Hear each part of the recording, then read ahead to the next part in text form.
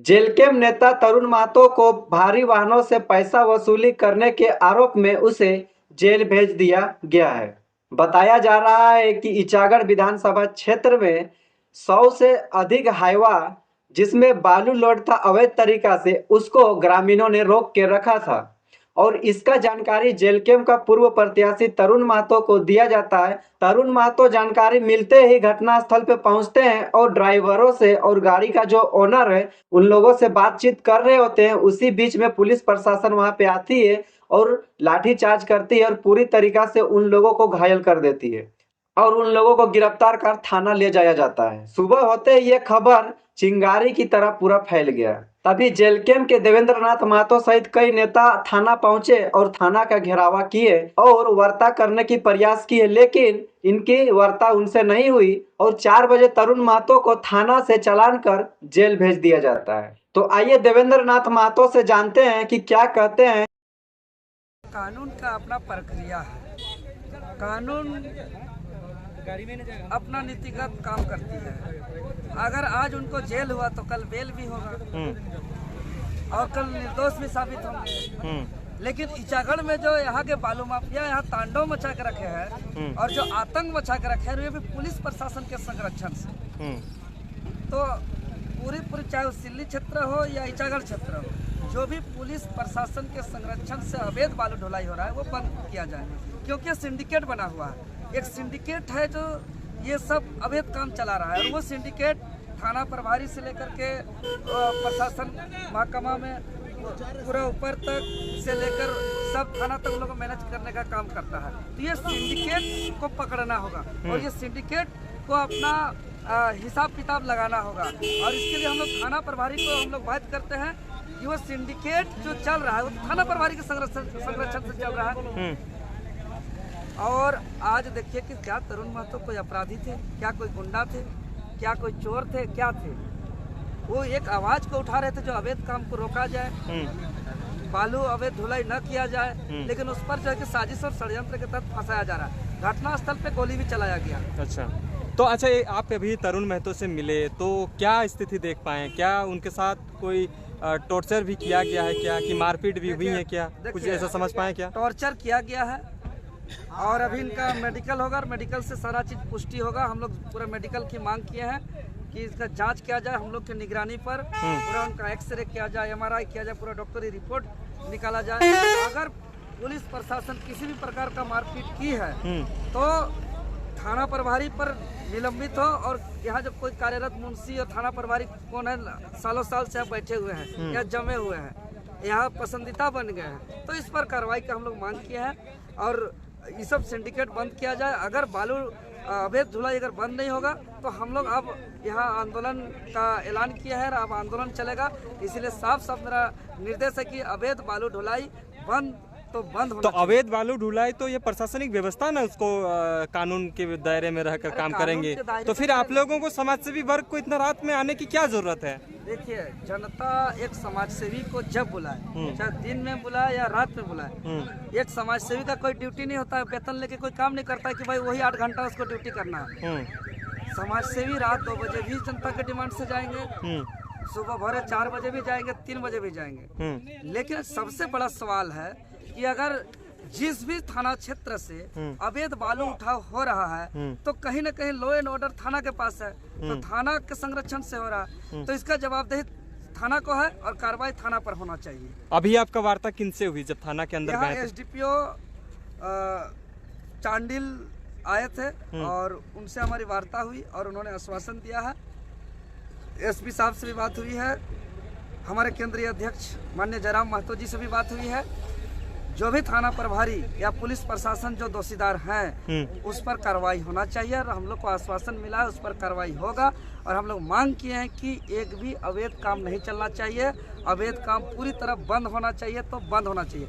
अब एक भी अवैध काम अगर चला तो सीधे तौर पर हम लोग उल्लंघन करेंगे और थाना को हम लोग घेरने का काम करेंगे। थाना को हम लोग घेरेंगे, थाना को हम लोग जवाब मांगेंगे कि कैसे हाईवा जो है कि इचागढ़ से सिल्ली से कैसे जो है कि आपका जमशेदपुर या रांची तक दरबार सज रहा है, कैसे जो है कि इतना अवैध तरीके से ढुलाई हो रहा है। अरे कोई गरीब आदमी है, उसका ट्रैक्टर का इंस्टॉलमेंट नहीं भर पा रहा है उस पर तुरंत कार्रवाई करते हैं। कानून कानून होता है। और थाना को क्या ढाबा है कि कोई भी आदमी आ जा रहा है थाना में? सोचिए रात में आदमी माफिया लोग आ रहे हैं और माफिया लोग घुस जा रहे हैं तो क्या कोई खाने आ जाता है? ढाबा है क्या? जी नहीं। और घटना स्थल पर जो फायरिंग हुआ इसको तो हम जांच करा के रहेंगे, छोड़ेंगे नहीं। जांच को लेकर कहाँ तक जाइएगा? शाम राज्यपाल तक जाएंगे, मुख्यमंत्री महोदय तक जाएंगे, छोड़ेंगे नहीं माफिया को। गोली चलाएगा कोई, रौब दिखाएगा कोई, डराने का भय दिखाने का कोशिश करेगा कोई भी माफिया नहीं बचेगा। जो माफिया सोचते हैं ना कि 8,000 वसूली करके हम दे देते हैं तो हमको कोई कुछ नहीं करेगा। खबरदार माफिया, जो भी गोली चलाया है उसको छोड़ेंगे नहीं, उस पर कार्रवाई होगा। गोली चलाने का इजाजत किसी को नहीं है। गोली चला देगा कोई?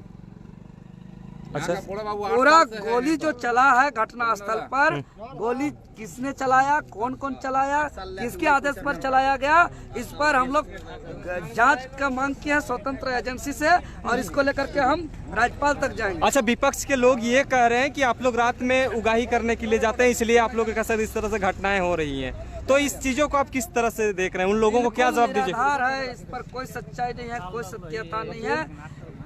ये बताए ना विपक्ष, इसका मतलब विपक्ष अवैध बालू चलवा रहा है क्या? अवैध बालू चलाओ को अगर कोई रोकने गया है और उसको आप रंगदारी का बात करते हैं, आप उसको कमीशन का बात करते हैं, तो उसको ये बयान देना चाहिए कि हम अवैध काम चलवा रहे हैं, उसको ऐसे बयान देना चाहिए उसको। इसीलिए ये सब लिपापोती बात है, वो सब निराधार बात है। विपक्ष साजिश और षड्यंत्र है। JLKM झारखंड लोकतांत्रिक क्रांतिकारी मोर्चा गलत के खिलाफ है, करप्शन के खिलाफ है, भ्रष्टाचार के खिलाफ है। यहाँ के स्थानीय लोगों के हक अधिकार के लिए हमेशा संघर्ष करते आया है। आपको इतना बता दें, ऐसा बालू माफिया का इतना मन बढ़ गया है, आपको हम बता दे रहे हैं, रोड इतना जर्जर हो गया है कि वहाँ जहाँ पे छोटी गाड़ी चलना चाहिए वहाँ बड़ी बड़ी हाईवा चलाया जा रहा है। वहाँ चलने का रोड स्थिति नहीं है। ग्रामीण का हालत खराब हो रहा है, कोई स्कूल नहीं पहुँच पा रहा है, कोई हॉस्पिटल नहीं पहुँच पा रहा है। और उसको थाना प्रशासन को अगर कहीं बात रखा जा रहा है तो कोई इस पर एक्शन में नहीं आ रहा है, कोई इस बात को सुनने वाला नहीं है। तो थाना प्रभारी यहाँ पे और प्रशासन का मिली भगत है और यहाँ पूरा का पूरा दोषीदार थाना प्रभारी है। और थाना प्रभारी अगर इस पर कार्रवाई नहीं करते हैं, चाहे कोई भी थाना प्रभारी हो, उस पर कार्रवाई होगा।